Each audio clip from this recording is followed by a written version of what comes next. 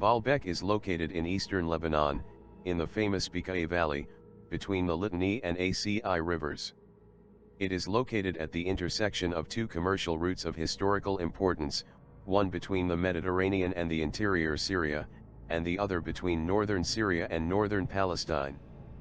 The origins of Baalbek are a mystery. It was assumed that initially it was a Phoenician city, center of the cult to the Babylonian god Baal-Hadad, and its name would mean city of Baal. Later, the Greeks would assimilate this deity to Helios, from there that happened to be called Heliopolis. However, there is no archaeological evidence of that supposed initial Phoenician settlement, and given the absence of references in the historical sources of such a settlement, it is likely that this was either of very little importance or, much more likely, non-existent. The name Baalbek does not denote an immeasurable antiquity. Nor was it used during Roman times, nor is there any evidence that it has ever been used before. The first firm references about the city date back precisely to the period after the Roman conquest. The famous terrace of Baalbek is one of the main assets of the defenders of the ancient astronauts hypothesis, according to which, in a distant past, inhabitants of other worlds would have visited the Earth. These navigators of the interstellar spaces would have left, as evidence of their passage, scattered myths and inexplicable buildings. The Great Terrace is a platform built with the largest known carved stones, megalithic blocks that were cut with great precision and placed to form a foundation of 460,000 square meters of surface.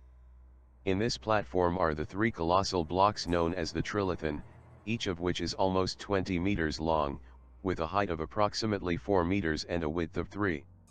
The weight of each of these monstrous monoliths has been estimated between 1,000 and 2,000 tons, are red granite, and were extracted from the quarry more than a kilometer away, down the valley with respect to the construction. At the beginning of 2014 an incredible discovery was made in Russia. In remote Mount Choria in southern Siberia, researchers had found an absolutely massive wall of granite stones. Some of these gigantic granite stones are estimated to weigh more than 3,000 tons, and as will be seen later, many of them were cut with flat surfaces, right angles, and sharp corners. Nothing of this magnitude has been discovered before. The largest stone found in the megalithic ruins of Baalbek, Lebanon, is at least 1,500 tons. Megalithic ruins of Baalbek, Lebanon. When they shared the amazing images of these stone structures, many argued that they were natural formations, perhaps because they had trouble conceiving such huge ancient ruins in such remote places. Discoveries that seem to be many hundreds of thousands of years old. Perhaps even as old as the Great Sphinx. More and more are being learned about them, with more and more daring explorations of the ruins that are taking place. Recently a team discovered a vault in one of the stone megaliths, an access vault that led them to an artificially constructed stone cave system. These underground structures are truly massive, and have certainly been built by an intelligent builder. Hidden for many millennia, these caves are not only massive but were built with blocks placed on top of each other that are more than 15 meters in length in some cases, making these stones have thousands of tons of weight, and were apparently placed effortlessly in the form of underground walls. This discovery has not really shed light on how the ancients built such structures, but rather pushed their apparent capabilities further away from our understanding. Not only is the purpose of these structures a vast mystery, but they also contain stones placed larger than any we have discovered, eclipsing even the unfinished stone found in the ancient Chinese quarry known as Yangshan. A stone can be found half cut from the bed of rock and that is calculated weighs more than 16,000 tons. Academics say that the huge Yangshan stone has remained in the quarry because they could not move it. However, in Russia we have stones placed in a system of caves that surpass even that of Yangshan. How many natural formations are actually being extremely resistant to extremely large stone structures?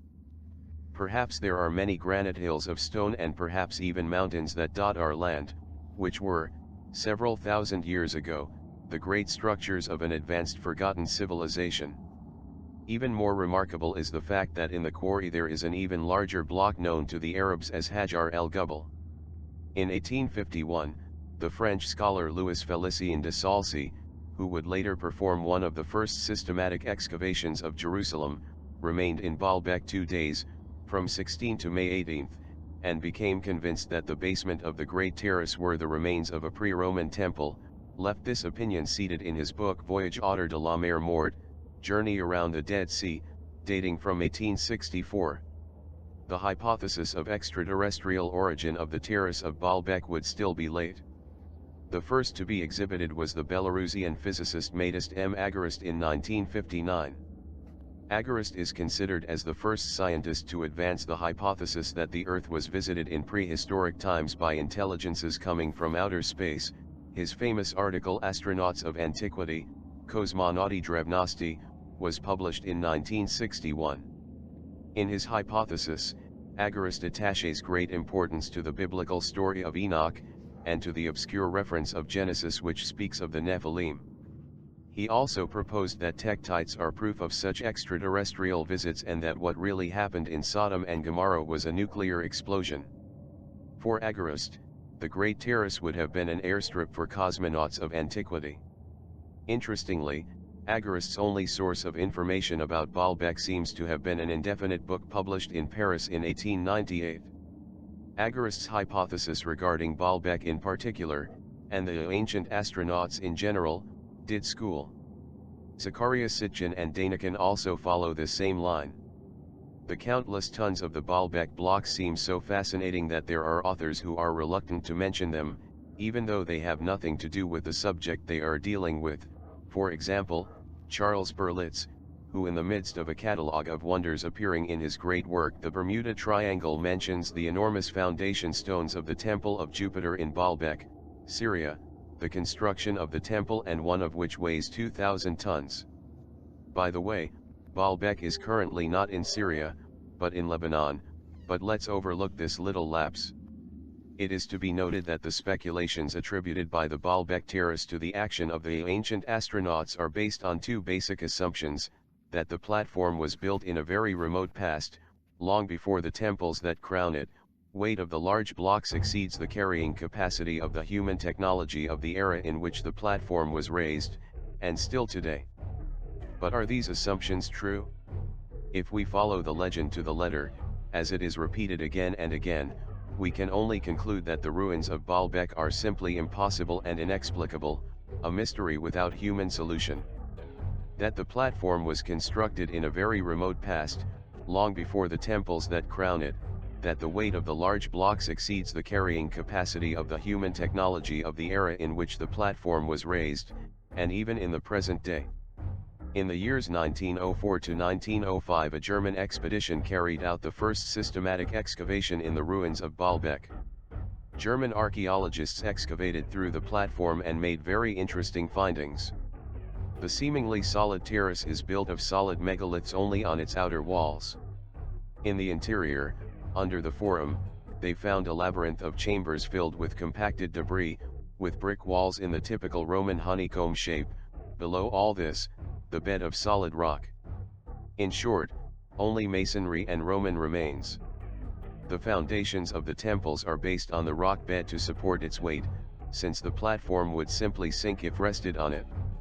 Megalithic walls are actually a declining containment wall. From the supposed Phoenician settlement, no remains were found, or any other of an immeasurable antiquity. Much less, remains of laser equipment, atomic fusion batteries or plasma engines. One of the most effective and impressive resources used by Roman engineers and architects was the creation of massive terraced platforms to support large buildings or groups of them. This idea came from Greece, but it was the Romans who managed to develop all the structural advantages of building massive substructures to exploit the functional potential of geographically rugged places. Examples of such terraces have been found in Tities, North Africa, Terracina, Italy, Praeneste, Palestine, and many other sites.